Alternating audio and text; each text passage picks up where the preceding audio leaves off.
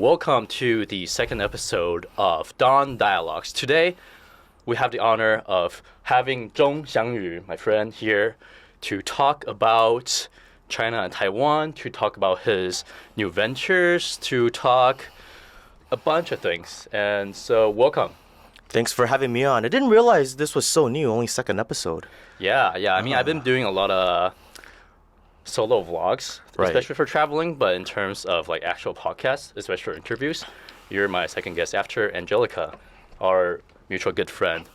So Former enemy. Former enemy, for you at least. I've always been good terms with Angelica. Neither of us remember why we had each other blocked. That's the funny part. That's right. So we all met on Twitter, and Xiangyu and Angelica had each other blocked for a while. I don't know how long. But a few years. A few years. But I mean, we all went through our like various journeys. I myself, like about 2-3 years ago, I was like pretty anti-China at the time too. I mean, Angelica was pretty pro like status quo in Taiwan, right? For even until sometime last year. She was pro status quo, but like in a DPP leaning way, because she was like very drawn into the Democrats in America. And like the DPP, the Democratic Progressive Party, the ruling party of Taiwan that grew out of the opposition movement against the Kuomintang, the KMT, by the way. Yeah, so she was kind of just like mainstream. But then over time, it just seemed like a lot of the narrative was falling apart. And yeah, I think it goes to show that sometimes people need to see things for themselves and see the contradictions unfold. Because what she's saying now, a lot of it is stuff that like people like Liao were saying back in like the early 2000s. Liao is... He's I guess a political commentator, intellectual, former political dissident who was locked up by the KMT. He is anti-separatist, and he became a legislator here as an independent. Oh, I didn't realize that. Yeah, he tear gassed Parliament. Wow. to block a military spending bill. Okay, wow. Yeah. I mean, like, I think everyone around the world has seen pictures of Taiwanese governments, the parliament going to fights, right? But like, I didn't know about the tear gas stuff. Oh yeah, that was crazy stuff. Yeah. He used to, before YouTube and this stuff was big, he used to have like various late night TV shows. Like he would have one, and then that would end, and then he would have another, and he would just like go on like 20 to 40 minute, I want to say rants. There were like lectures about various topics. So like growing up, I watched a lot of those, and that helped shape my understanding of cross-strait relations. Got it. Yeah, if I remember correctly, he was a very prolific writer, right? And then because he was so persecuted, a lot of his writings, his books were covered in like lewd magazine covers, right? Oh, that was during martial law. Yeah. Before the freedom of press was restored in Taiwan, that was the case. That's right. But a lot of his because before publishing a book, it had to go through like the government bureaucracy and be approved. And his books, most of the time, wouldn't go past the censors. Like over like 100 of them were banned. So what he would do was, people were printing bootleg copies anyways. So his whole thing was he wants his ideas out there. So then he realized that the bootleggers would put like, lewd covers on them to disguise them as like pornographic publications and then sell them that way. So he said, my readers are mostly perverts. It's just really interesting when you hear stories of how people, let's say, sidestep censors or the government, right? I think like those stories were more prevalent maybe in the past. Maybe it's because like, like at least Taiwan these days is like a stereotypical like Western liberal democracy. Right? So there's like less need for that, but ways of controlling information are less obvious. It's not like okay, the government's going to just individually censor blah blah blah. Now it's like okay, algorithm manipulation or suspending TV broadcasting license for certain TV channels that go against the interests of the ruling party. Or just most people in Taiwan don't speak English. Right. So a lot of information control boils down to what gets translated into Chinese and makes it onto mainstream media. Because for a lot of people, nowadays with the internet, a lot of people are going online, going on threads, like discussing things in forums. But the entry of a lot of outside information is still mainstream media, what gets translated into Chinese. And I like to say that the media over here is essentially Western mainstream media translated into Chinese. Yeah, that's a really good point that in 2026 especially, right, so much of information comes through social media.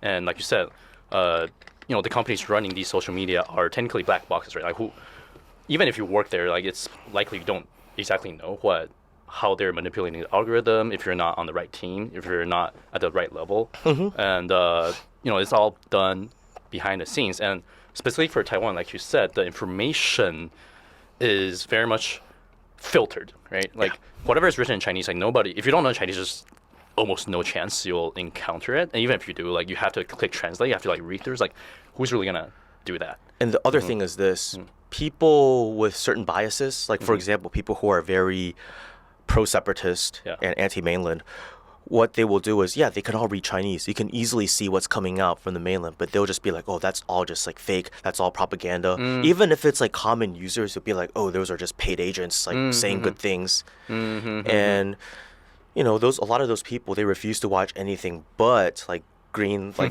pro-DPP media, which we call them 三明治, like stand for like 三立, one of the news channels, 民视, literally DPP run news channel, and 自由时报, Liberty Times. Yeah, I know a few people in my life who are like that, so I've seen that firsthand. And I will say, I used to feel, as I become more conscious of like what's really going on in the sinosphere, like in Taiwan and mainland relations, I realized how much lies we've been all fed, right? And just like, wow, there's inevitably some like sense of resentment that comes up because we got fooled.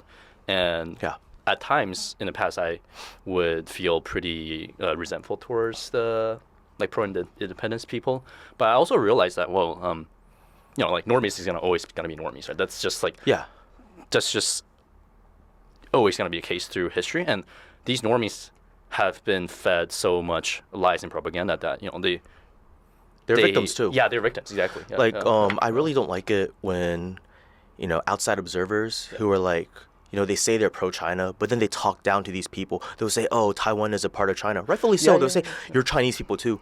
But then they'll talk to these people like they're subhumans. And it's like, if you're trying to get them to warm up to the idea that the two sides of the strait are one family. But then you're treating them that way. It's just going to further confirm their biases and be like, oh yeah, well these people are just, I don't want to associate with people on that side. That really resonates with me, right? As you said that, I'm still getting chills right now because, what are we getting at the end of the day, which is connection with people, right? Reunification. What does reunification mean? It's just coming together, right? But then when pro-China people use those kind of verbiage, or like their attitude is very like, okay, I'm gonna beat you. You're like this dumb little kid that I'm gonna like kick you to the curb and like curb stomp you. I think there's a difference. If it's like a Chinese person, like a mainlander saying that, it's like whatever. It's just like family quarrel. It's like it's like siblings arguing. What I don't like is when foreigners do that. Like they look, it's like spectator sport to them. Like my whole thing is, as somebody from Taiwan, there are certain differences between life over here and life on the mainland. And for a number of reasons, like, yes, we're all Chinese. This is all Chinese culture. But there are regional differences, and that's fine. And of course, when people with slightly different backgrounds come together, there's going to be things that annoy you about each other. While even if you get along, even if you're friends. But that's like within family. So it's like, I think if somebody from Taiwan, like, talks crap about somebody from the mainland and, like, they bring up some stereotypes or whatever, that's like within the family. That's like whatever. What I don't like is when foreigners do that and try to use the two sides as wedges against one another. Like, what I don't like is there's no such thing as Westerners who are pro-Taiwan, in my opinion. I think they're just anti-China, and they use Taiwan as an anti-China and a wedge against the Chinese mainland. And then a lot of the pro-China people, they say they're pro-China, but they're really just like anti-West, and they want to beat down on the people of Taiwan just because it's spectator sports. It's like sports fandom, and then it's like, well, this is quite insulting to all Chinese people, because why should Taiwan be defined by recent history when for centuries, the Qing dynasty, even earlier, like Taiwan was not defined as being like, against the mainland. It really baffles me. Yeah. And This segues really nicely into how, one of the things you emphasize a lot, which is using very precise language that, sometimes maybe I feel, okay, that's a little overly autistic, but I like totally see why, and like actually picked up some of the things that you advocate for, which is that when we talk about the cross-strait issues, we say mainland China or mainland versus Taiwan. We don't say China versus Taiwan. And I know why you advocate for it, but I want to hear from you directly why it's so important. I think it makes a little bit less sense if you're from abroad, right? But if you grew up in Taiwan, you will notice that when Taiwan separatism was still a fringe ideology, nobody said Taiwan 跟中国, like Taiwan and China. We would say like Taiwan 和大陆, like Taiwan and the mainland. Back then, like 中国 was understood to be all of China, including the Chinese mainland and Taiwan. And it was only after separatism became a little bit more mainstream that people like would be like, oh, you can't call them the mainland. You have to call them China, because if you call them the mainland, it implies that we are the same country. So it was an active effort to get people to subconsciously see the two sides as separate. And actually, a huge part of how Taiwan separatist ideology was spread was it wasn't like just one day the government under the DPP was like, okay, this is the new framing now. This is what we're going to use. No, it was a gradual concept, because back then in school, like it started off, in America, when kids go to school, like first grade, probably learn about the American Revolution, who the founding fathers were, who like Benjamin Franklin, Paul Revere, George Washington, Thomas Jefferson, and all these things are. You might not learn about Sally Hemings, but you still learn about Thomas Jefferson, for example, the basics. And back in the day in Taiwan, before separatism was pushed, it was like you start off by understanding China, and you understand Taiwan as a part of China, and then you start learning about world history. Start with Chinese and then world history. But then later on, they created like a mental separation. So it started off, okay, the first year it's 认识台湾, getting to know Taiwan. And then it's 认识中国, like getting to know China. And then it's like 认识世界, understanding the world. That creates a divide. So it's like basically subconsciously telling you, you are not Chinese, Taiwan is not a part of China. Because separatism was a fringe ideology before, so they couldn't just push it. They had to slowly reframe things so people naturally come to that conclusion. So my whole advocacy of like reframing it into the correct way is, it's damage control, but also it's just slowly, steering people back into the right framing. And it's gonna take a while. It's a long process, and I understand why you might think it's overly autistic. And I think going out and trying to correct everybody is not the way to go. I think what we should do is lead by example. And then when people ask, it's like, people will ask questions like, hey, how come they're adamant about saying Taiwan and the mainland versus Taiwan and China? That's when people will understand these things. Oh, and then going back to the history textbook modification thing, it started off with, understanding, getting to know Taiwan, then getting to know China, then getting to know the world. Then under the Tsai Ing-wen administration, I think it was during that era, they changed understanding China to 认识亚洲, understanding Asia. So then like first year, understanding Taiwan. Second year, understanding Asia, and then third year, understanding the world. You see how they're like sidestepping the whole Chinese thing. Whereas like, our parents growing up, that generation, they had to, even in the 90s, had to learn about which provinces does the Yangtze River cross through, which provinces does the Yellow River cross to, what's the highest point in our country, and by our country they mean like China. What's the westernmost like point of our country, which is like out there in like, I don't know, like the Pamir Plateau or something, or like the northernmost whatever. So yeah, it's the whole thing is Taiwan's history does not begin or end in 1949, and a lot of what I'm doing is just getting people to understand the context. Now, I understand that not everybody is going to understand everything about Taiwan, nor is there a need for them to understand everything about it, because I mean, there's so many like countries and regions in the world. Why should everyone care? But the whole thing that baffles me is people who don't even understand the basics still love to run their mouths about Taiwan. So then it's like the blind leading the blind. So that's one thing I want to help correct and end. And I think you're doing the same thing too with what you're doing as you go on with your political journey and, you know, reevaluate your understanding of the world, make adjustments and grow. And yeah, because, you know, you've gone through a lot of changes in just the past few years and understanding these things. Yeah, I'm sure my worldview and perhaps beliefs will continue to update as I take in more information and as I experience things firsthand as well. They're always changing. Yeah. Like growing. It's not like, oh, I'm totally a different person the next day, but it's like I can see how, like, as you get more information and you process it, it's like you start making adjustments. It's yeah, like you said regarding you know, the process of brainwashing the Taiwanese, right, from knowing that Taiwan's very much part of the like the entire Chinese culture and China's history and China as a nation, that it took multiple adjustments, right, to curriculums, to the way people speak, to kind of like change how people think, even like subconsciously. And well, credit where credit's due. Like the people that have done that are quite clever. You know, they're insidious and like. But you know what's the funny part? Taiwan separatism as a movement is fake. This sounds like controversial, right?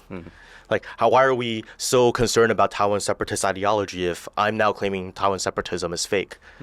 I say as a movement, it's fake.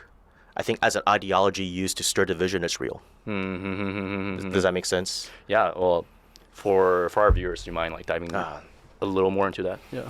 Real Taiwan separatism is the government that governs Taiwan is continues to claim like legitimacy of, on paper, the Republic of China, which to Beijing's point of view, you know, ceased to legally exist after the PRC was founded. To Taiwan separatists, it's like we don't care whether it's ROC or PRC. It's all China.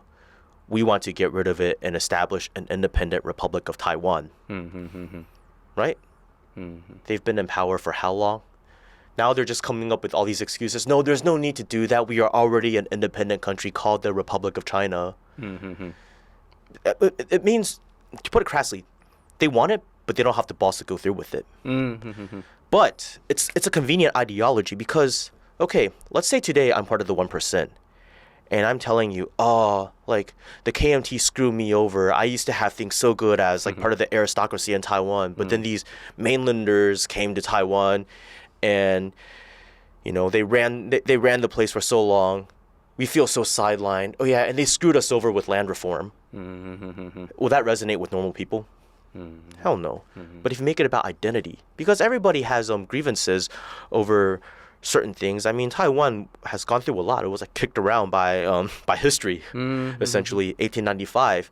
The people of Taiwan didn't choose to become a Japanese colony. It's just the Sino-Japanese War happened. China lost to Japan, and Japan demanded that China cede Taiwan to Japan, which goes into my other point. If Taiwan was never a part of China, why did Japan have to make China give it to them? Right. 1945, Taiwan is returned to China, which was then the Republic of China.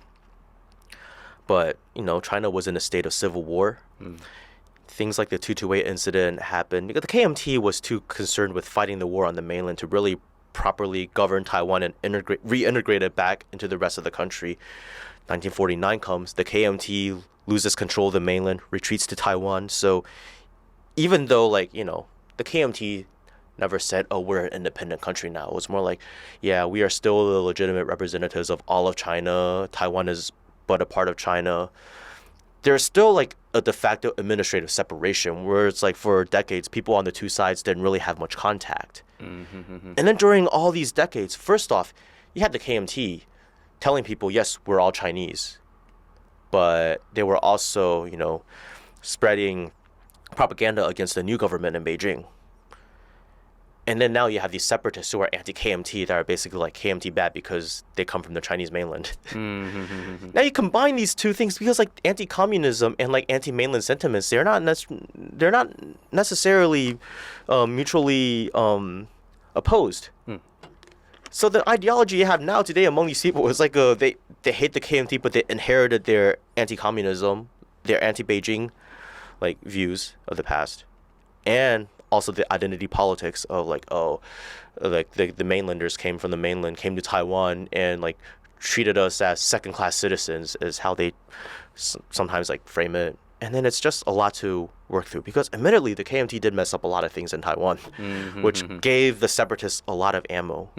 But what I'm saying is a lot of these normies are being used by those in power to push their political agenda to the benefit of the elites and not to the common people. And I think that's what people are starting to slowly see with recent developments.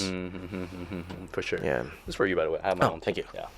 So, yeah, I like coming back to the idea of separation versus unification, right, or connection. And you know, at the end of the day, like one of my favorite topics is talk about international finance or Israel, right? And what do they like to do?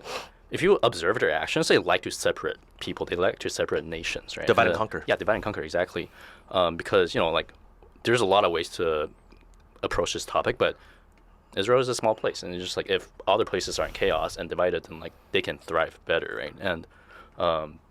And China being split is very much in their interest. And, you know, APEC was in Taiwan, very obviously, like, welcomed by Lai Ching-te last year, and just, right, it's just like extremely frustrating. You know, they're not even trying to hide it; they're just so in your face about it.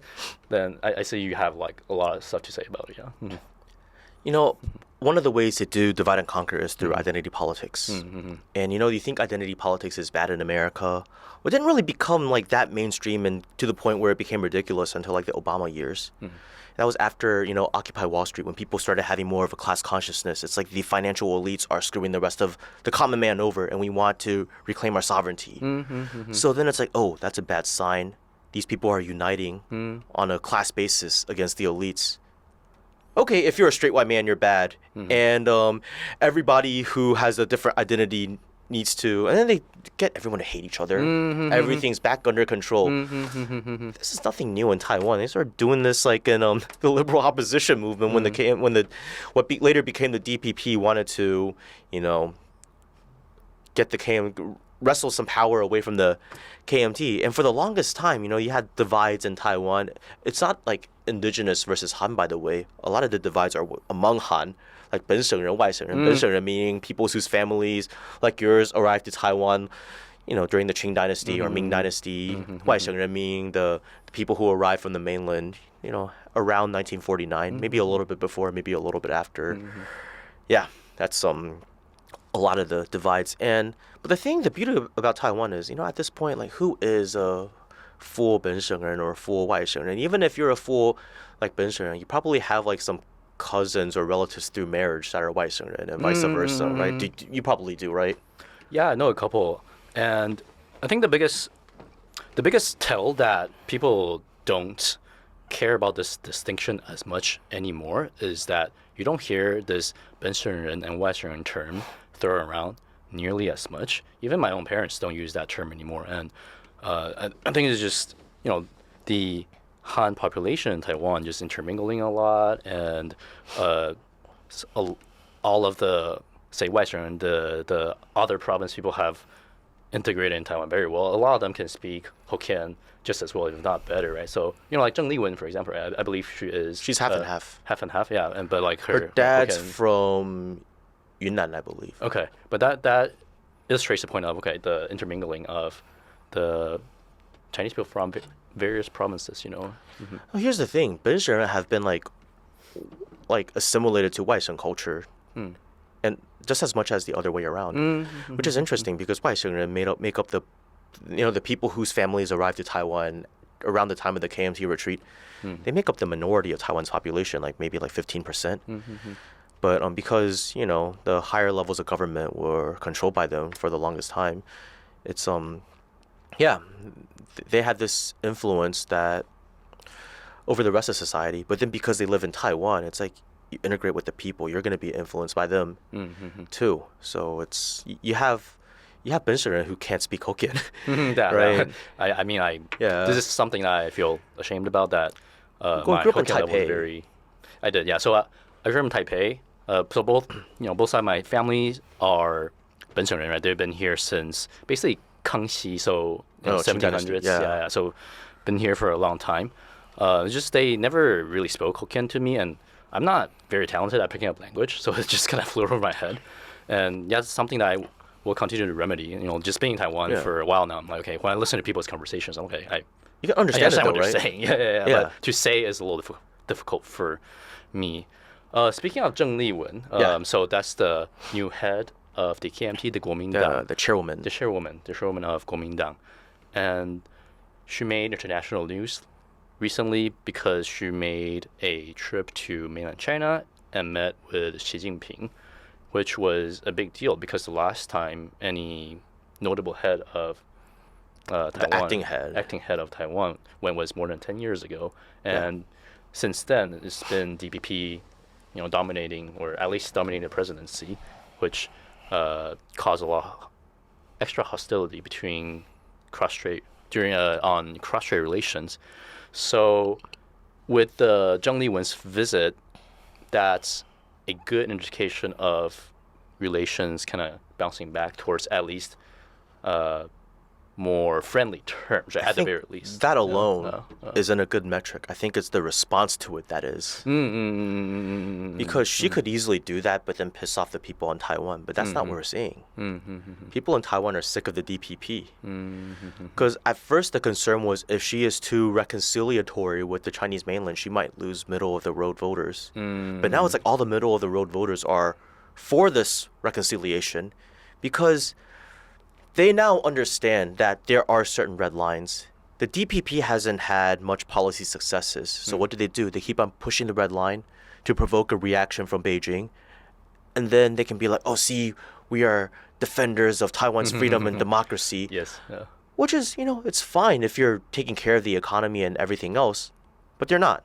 With the tariff wars, they basically just handed everything that was good to the U.S. on a silver platter. People are seeing it. They're like, wait, in the past, the U.S. was a patron of Taiwan. They had their reasons to do it, but Taiwan overall benefited and got wealthy because of, this arrangement and geopolitics and the whole geopolitical situation.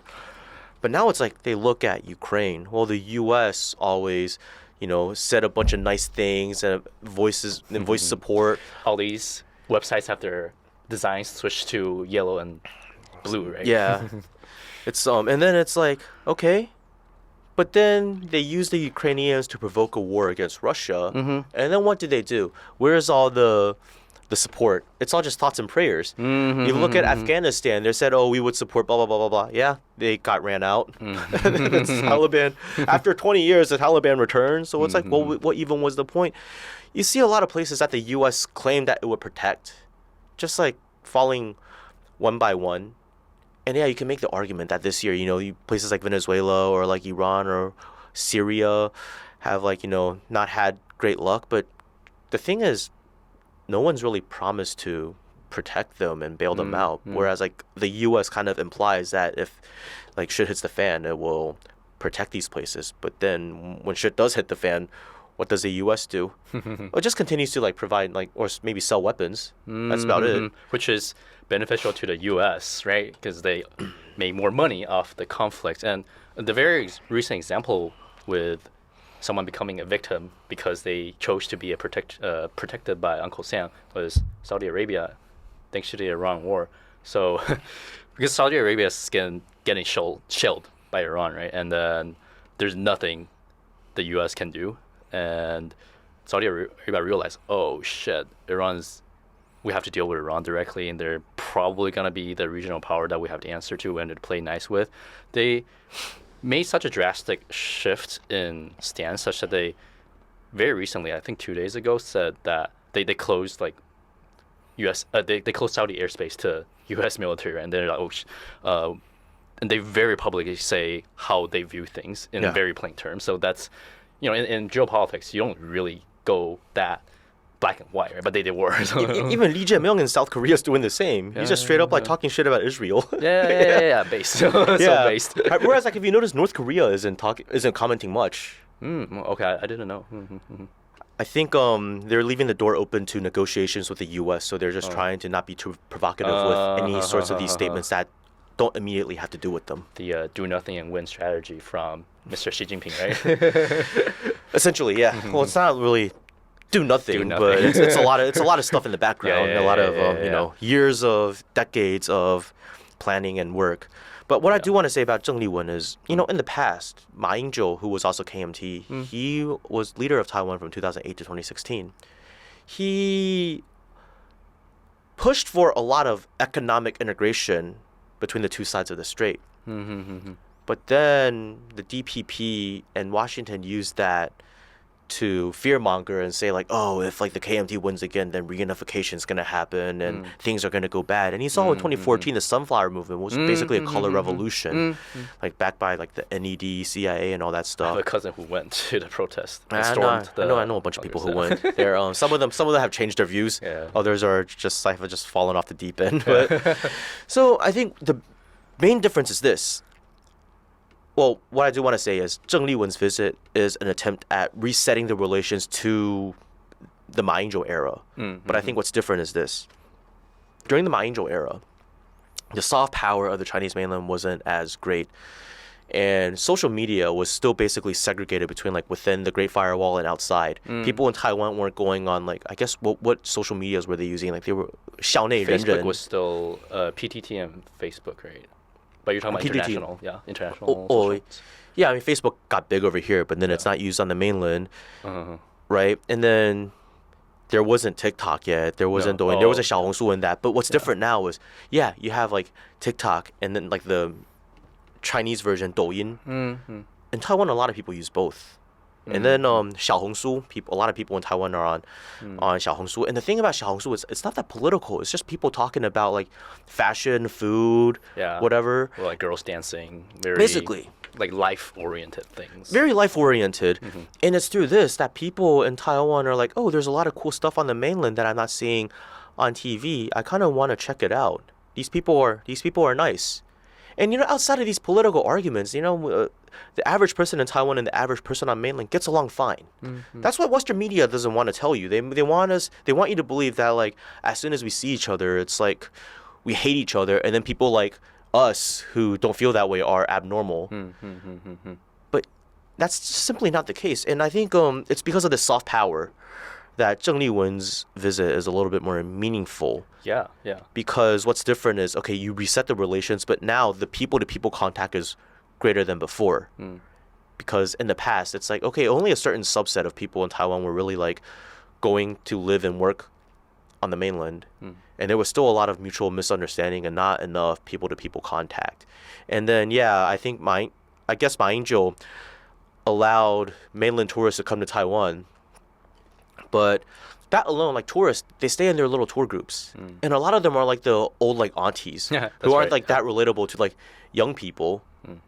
And admittedly, some of them are not the best tourists. They, some of the stereotypes are true among it. It's not because they're mainlanders. A lot of it's because, the development happens so quickly. And you have these people who, I guess in the past didn't even like leave their own villages. And now they have like the disposable income to travel to many other places in the country like that are far away or even go abroad to other countries.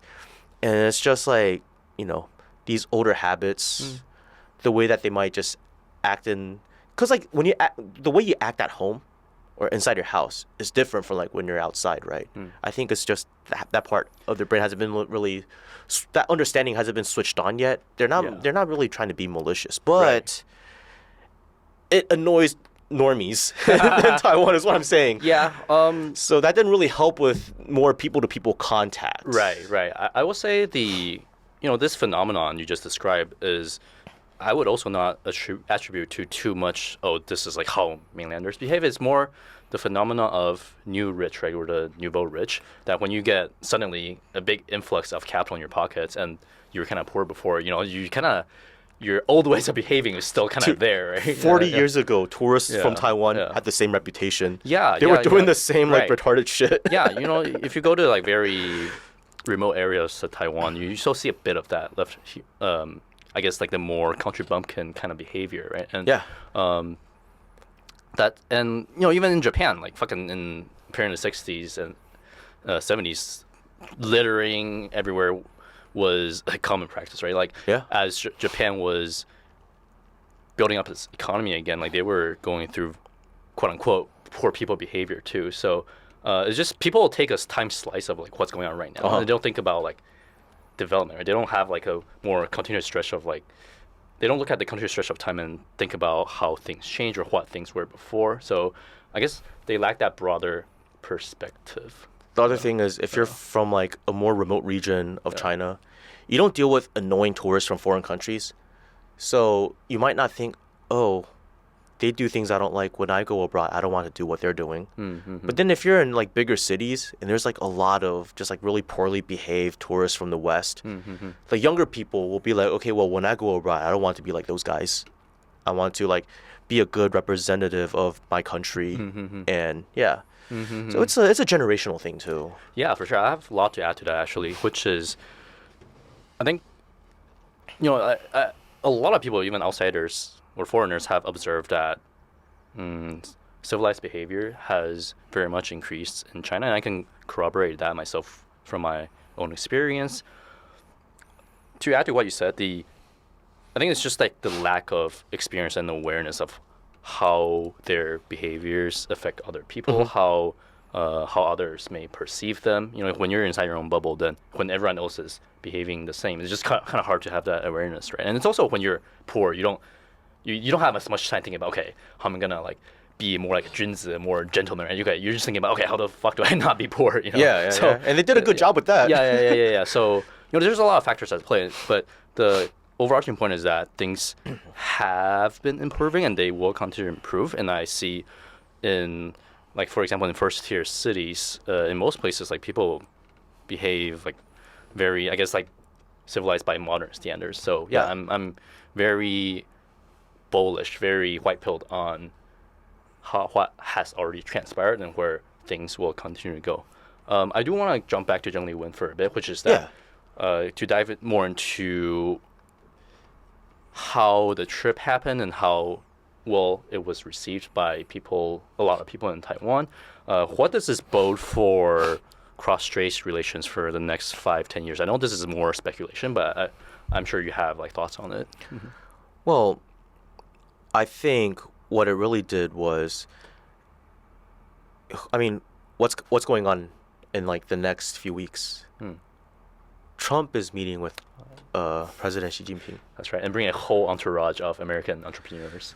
I think the main purpose of her trip is to show Trump and the U.S. government that the opposition in Taiwan, which opposition together, the KMT and the third party, the TPP added together, form the majority of the people in Taiwan. The DPP is actually in the minority. They only won because of the split between the KMT and TPP. People are united in that they hate the DPP. They're just not united on whether to support the KMT or the TPP. And it just shows that, hey, there's a lot of voices on the ground that want reconciliation, and the majority of the people in Taiwan do not want war.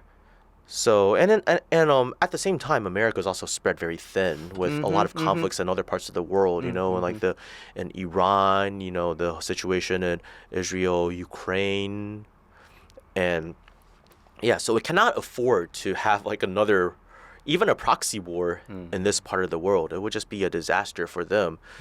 So at the same time, it's also giving Donald Trump like a platform to step on and be like, hey, a justification, being like, hey, this is why I'm not going to be as, I'm going to pursue things a little bit differently with the Chinese mainland. He's a businessman. He's willing to make these sorts of deals. It's like, well, if he's going to talk with the Chinese administration and be like, okay, well, we're going to back off on Taiwan if you promise to like be a little bit more hands-off about some of the other issues that are in the world, you know.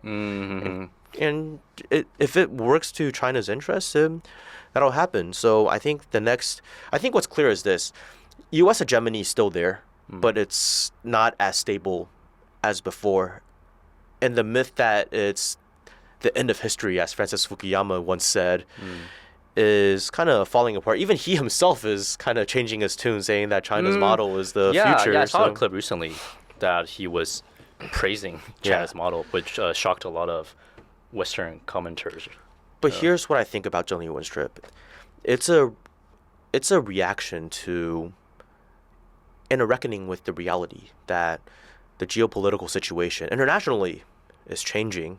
And if you want to win in this, you can't assume that the old way will stay forever. You have to be flexible, and she is trying to demonstrate that flexibility. Now she's visiting Donald Trump, right?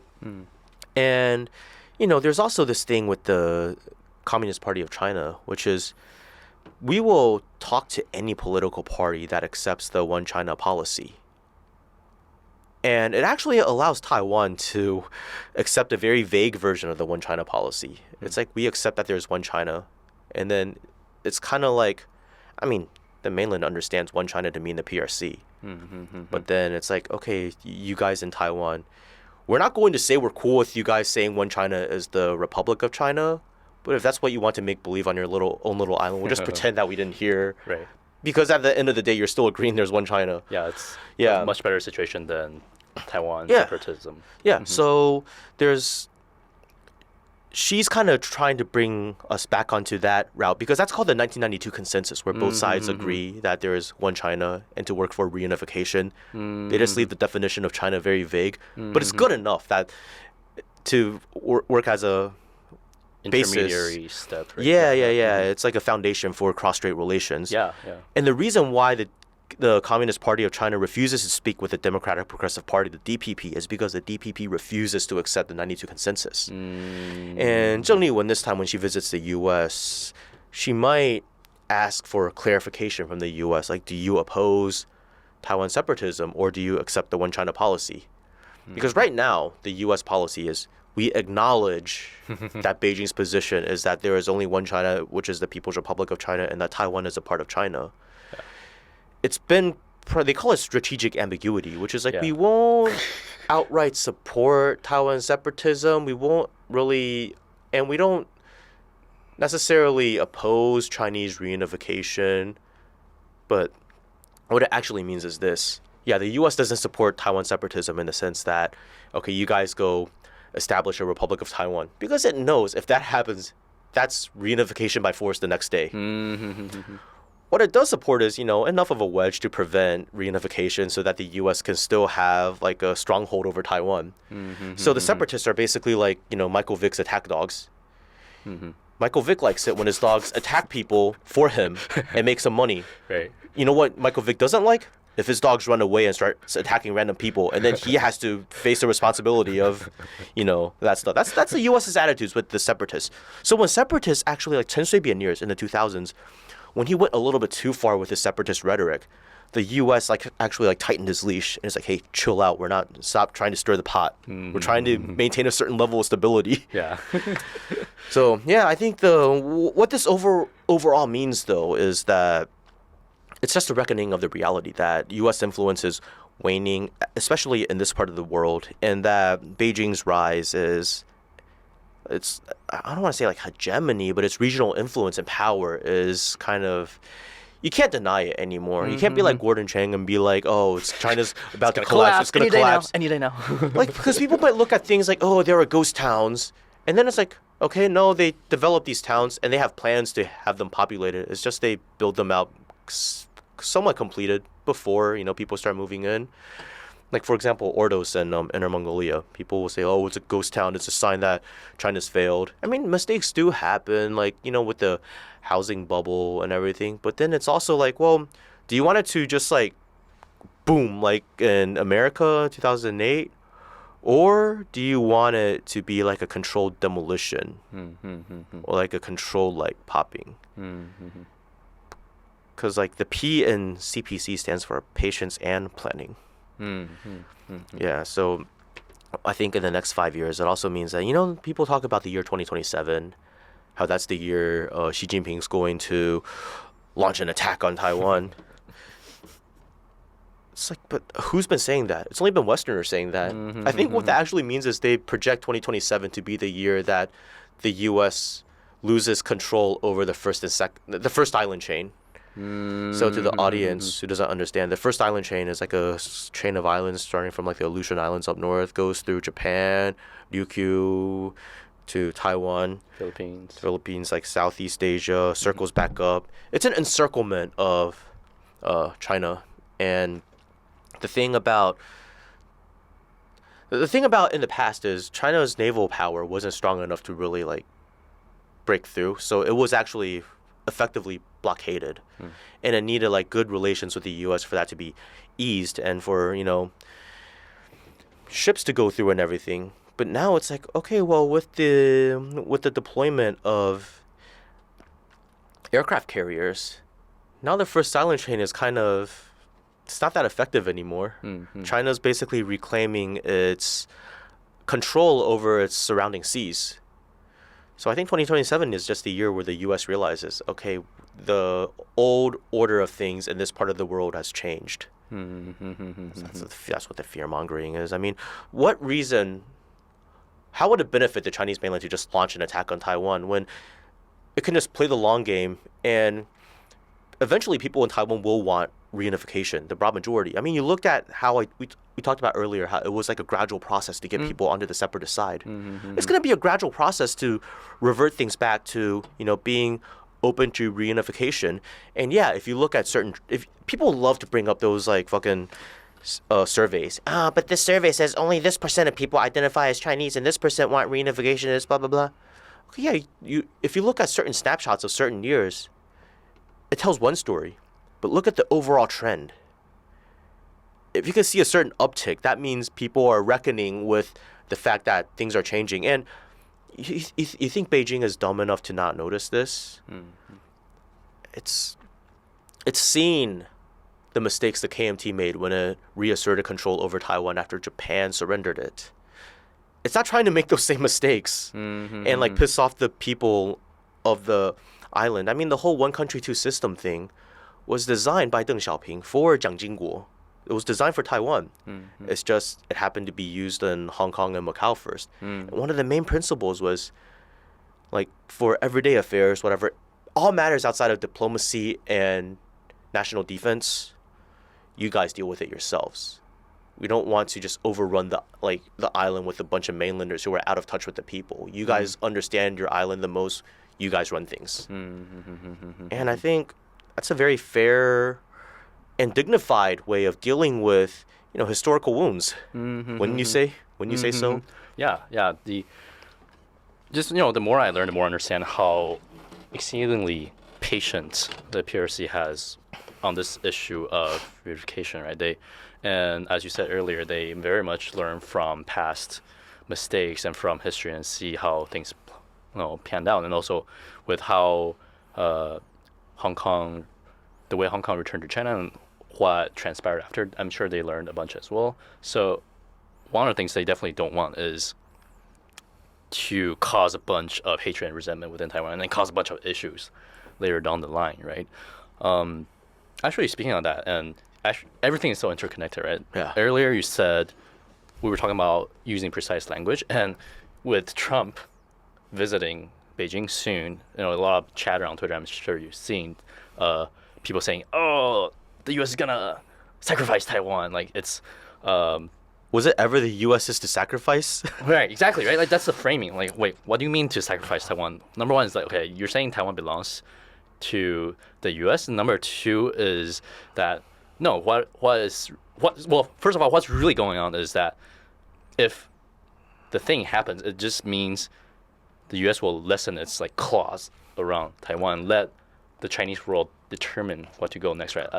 It's the U.S. as the imperial power backing off. It's not this benevolent country that's letting go its prized possession, And why can't it be framed as the people of Taiwan being sick of the U.S. having its claws, around this island? There's a lot of that. Yeah, why is it not we're freed from U.S. imperialism? And people will think that, I'm just like a lot of those like idiots on Twitter who are like our ops basically would be like, you're just being delusional, blah blah blah. Most people in Taiwan, so like that guy named Stan from Poland. I'm not sure. What's his full name? Stan from Poland. Is that his handle? Yeah, like free, like it's like. This dude, he's like he speaks like okay Chinese, and he's just basically like a white monkey in Taiwan, like just like saying all the things the DPP wants to hear. Yeah. But I mean, if people aren't becoming more doubtful of the U.S.'s intentions, then why does the DPP feel the need to say, anybody spreading this sort of rhetoric is a CPC operative, and that's enemy propaganda, and that the U.S. and Taiwan will always have friendly ties? No, the U.S. has thrown Taiwan under the bus many times. What are you talking about? Just because you want to be their lapdog doesn't mean like the people don't see things clear. Like the people of Taiwan know that we're being strong-armed into buying weapons that are overpriced, outdated, and don't even arrive. Like, right now everyone's talking about that like that new like spending bill on weapons. And it's like, and then there's opposition against it, and people in America are like people in government or like those think tankers are like, Taiwan's not taking its defense seriously, blah blah. Okay, if you care so much about this so-called defense, then give us the fucking weapons that you owe us, that we bought with our taxpayer money, that we never really, the people didn't really have a say, but we still spent the money. And how about you give us that first? Right? We get it. People in Taiwan, believe it or not, most people understand that it's basically like giving the mob protection money. Although I'll have to say, there is a portion of like East Asians, right, that do have a bit of the colonized mindset issue. So I know you're not good friends with Arnaud Bertrand, but he wrote like a long post that really resonated with me recently, which is he brought up this democracy index poll, whatever, that essentially just surveys each country's people. Just, hey, like, how do you feel about your country's democracy, right? So it's like not it's as good a poll as it gets when we talk about democracies. And the opinions of U.S. have just plummeted, right? The results have been so shocking, such that the majority of countries around the world now view China better than America, which is like unthinkable even a year or two ago. But the countries that do still very much think favorably of Japan, yes, and one other country or region, I guess Taiwan as well. Well, South Korea. I'm surprised at South Korea because like there's a lot of like anti-U.S. sentiment over there. Yeah, I think it's kind of split there. But it is split. Yeah. Yeah, but I've walked by a pro-Yun protest before, and they're small. At least at the time, about a year and a half ago, there were a lot of people actually, the flags that were flying there, half of them were American flags. I'm like, wow, isn't that insane that you're in a sovereign country and you're flying another country's flag? Like, what are you doing? That's why sometimes North Koreans call them Kehanminguk. Like, Tehanminguk is like Republic of Korea. Dahanminguk. Kehanminguk is like Gohanminguk. Yeah, that's right. The Republic of like the lapdog Republic of Korea. Kehanminguk. Well, one of my exes is Korean, and she taught me the word for dog meat, right? It's kegogi. So kegogi is dog. Yeah, I totally forgot about that. Let's do a little pivot away from politics towards your ventures. So I've noticed that as recent months you've been a little less active on Twitter, and that's because you've been busy with founder mode, with building something new. So would you like to share with our listeners what you've been up to? Yeah, I started my OnlyFans. No, it's not $5 a month. It's $10 a month. It's premium. It's 5 毛 a month. Well, it's 50 cents a month actually. No, very affordable. Okay, no. In all seriousness, so it started off as starting Taedong Tours, which runs trips to North Korea, the DPRK. Now, the fact that the relevant authorities were willing to sign a contract with me to get this started means that tourism will resume. For those who don't know, tourism was suspended in 2020 in result of the global pandemic. The entire border was shut down. But then over the past few years, they slowly reopened the border to trade, diplomacy, everything but tourism, except to Russians. So that's why you still see influencers going in, and also because there was a brief reopening of Rason, which is their special economic zone, for like a few weeks 2 years ago, before they shut down again. No, it was last year, February. So then that's how some people went. And then there was also the Pyongyang Marathon last year. But the Pyongyang Marathon is not tourism. People go in as amateur athletes on a sporting visa. So that's like sports exchange, not tourism. You see what I mean? So that's why like the company started, and then and I was pretty like hush hush about it because I wanted to build it up, whatever. But then this year they were gonna have the marathon again, and one of the other companies has the exclusive rights to it. But then I have good relations with them, so then they said, hey, I'm allowed to market it, and I can go lead a marathon trip group for them and stuff. But then marathon got canceled last minute. But it was then that like I made it public. Taedong Tours were running trips to North Korea, and like our inaugural trip would be like me helping the other company run a marathon trip. But then I guess cat's out of the bag now, and then people are just like, oh, if they're still closed, why are you still advertising? And it's like, well, it's been shut down for like 6 years. A lot of people, especially younger people who were like still kids before the shutdown, don't really know much about North Korea travel or that it's even possible. So I guess we just want to get the information out there and build a community of travelers so that when it does reopen, you know where to go and how to get there, But in the meantime, I was like, okay, I can't just keep on waiting for them to reopen. I gotta still gotta eat. So I was like, well, what's becoming more and more popular is China travel. You got iShow Speed and all these things. You got China Maxing going on. And it's like, places like Beijing, Shanghai, Guangzhou, Shenzhen, people don't really need help. They're really foreigner friendly. The tier 1 cities. Yeah, and if they do want to go, there's a lot of places they can get day tour guides or whatever. There's not that much money to be made over there. Well, there is, but it's already crowded. There's a lot of regions in China that are not very accessible to foreigners if you don't speak Chinese, especially in the frontier regions. Xinjiang, Tibet, or even the Sino-Korean border region, Inner Mongolia, Yunnan. They're just, you go to those places, you can see why China is considered a developing country. They are very much still developing. So the infrastructure for accommodating foreigners isn't there yet. But there's a lot of domestic tourism, so tourism infrastructure is still there. So all they really need is a cultural bridge, right? So that's what I've been doing. So did a research trip to Xinjiang, designed an itinerary, and we're running our inaugural tour in July. So that's what I've been basically doing. So awesome. Yeah, I have not been to those remote regions China yet. Like I recently went through much of northern China, through Beijing, Henan, Xi'an, blah blah blah. But they're all still, relatively much better developed places, right? Especially Beijing. You were on the 240-hour transit visa, right?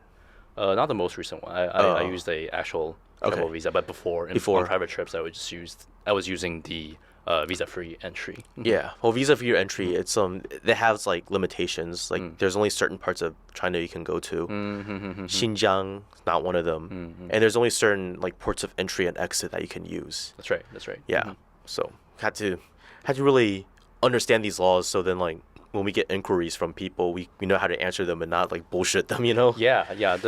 The one thing that's a bit more of a challenge for traveling in China is that one is the rules update fairly frequently, and two, there are just more rules that you do have as a foreigner you do have to abide by. But it's actually also surprisingly easy to travel through China these days. Yeah. Just on the visa-free entry alone, there are like most places in China are accessible for foreigners. So But that's where, for the places that you cannot go via visa free, that's where your tour group actually like comes in picture. Especially those places don't have as much of a like high-speed rail infrastructure build out. You do have to drive a lot of times in Xinjiang. And Well, here's the thing about Xinjiang. If you're just going to Urumqi or Kashgar, you're fine doing it alone. But if you're going all the way out there, you're going to want to see more, right? Xinjiang makes up a sixth of China's total land area, 1/6. But it's sparsely populated. Everything's far apart. There's a lot of driving going around. So even once you're there, do you want to just have everything planned out, or do you want to go there and then start figuring things out on the road with your limited time, and you're not even sure what kind of quality you're getting? Because there's a lot of riding around, and especially when you go up the Pamir Plateau, high altitude, you're going to want to be comfortable. You're going to want to be in like good hotels and have a comfortable bus and not be stuck in like a really like in a bucket, you know? So that's what like our whole thing is. We're designing trips that make sense, tell a story. Each one of our tours that we're gonna run tells a specific story. Like with southern Xinjiang, it's like, you know, Silk Road, Kashgar, the Uyghur people, the Pamir Plateau, and the Wakhan Corridor. Like really seeing that area as like China's gateway to Central Asia and Europe, you know, historically and currently. So it's just having that sort of cultural literacy, because anyone can go anywhere. Right. But you probably want to, if you're not in this part of the world and you can only come out to China every once in a while, you want to make every minute of it count. And for places like Xinjiang, you'll want somebody to just have your logistics all covered. Yeah, exactly.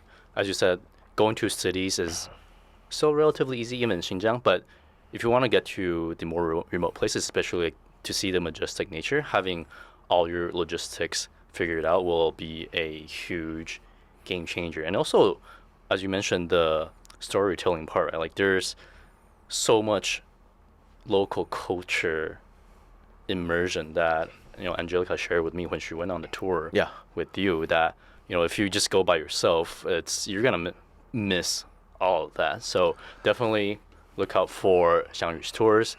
Totally worth checking out. I'm gonna go on one later this year. I'm super excited. By the way, I saw some comments on Angelica's vlog, because like we were traveling together, right? We were doing a research trip to design these tours. People didn't know that, so people made comments calling her my sugar mama. Just here to tell people that no, that's fake news. That's right. You know, people just love to gossip and make stuff up, right? Because like, you know, their lives are maybe a little boring. Yeah. Like, oh shit, you know, there's something going on here. But yeah, before we end, where can listeners find you on the interweb? Interweb? Yeah. If you go to just stxy.show, it's a website, it'll have like a lot of my links where you can follow me on, including my Twitter. But my Twitter is not Xiangyu, NOTXIANGYU. It's called not Xiangyu because I was suspended in the past. So I had to, you know, plausible deniability. My YouTube, Superman glasses, right? Yeah. My YouTube channel, my podcast is called Straight Talk with Xiangyu. And if you want to see my North Korea stuff, go on Instagram. You can follow Taedong Tours. That's TAEDONG Tours. Yeah, our website is taedongtours.com. And the China stuff you'll find out through Taedong Tours. It's a separate brand, but I'm gonna keep it secret for now because we're still working out the bugs on our website. But it's gonna be out real soon. So yeah. Great. And I will be sharing all those links in the show notes. And thanks again for coming onto the show. Great conversations as always. And I'll have you back on probably much sooner than either of us think. Thanks for having me on. And hey, you know, maybe we can record an episode when we're in Xinjiang together. Yeah. Or, you know, maybe you want to go to Tibet or Inner Mongolia. I'm gonna try to design an All Mongolia's tour. Starts off in China's Inner Mongolia, then ends in, you know, Mongolia, the country. Yeah, that'd be sick. Yeah, we can practice throat singing together. That would be a lot of work, but and ride horses and shoot arrows while riding horses. And make the 射雕英雄传 the Condor Hero Yeah. story come true. Yes. Yeah, thanks again, bro. Yeah.